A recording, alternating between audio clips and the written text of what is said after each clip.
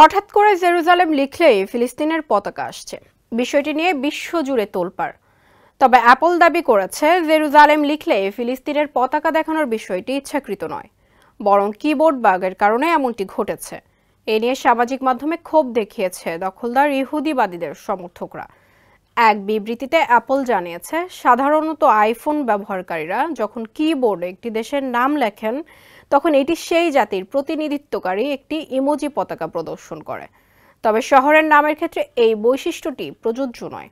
Jerusalem লিখলে ফিলিস্তিনের পতাকার সামনে আসায় সামাজিক মাধ্যমে ক্ষোভের প্রেক্ষিতে অ্যাপল বলছে তারা অপারেটিং সিস্টেম আপডেট করে এটি সংশোধন করবেন। 1 মিনিটে নগদ ইসলামিক অ্যাকাউন্ট খুলতে ডায়াল করুন *167#।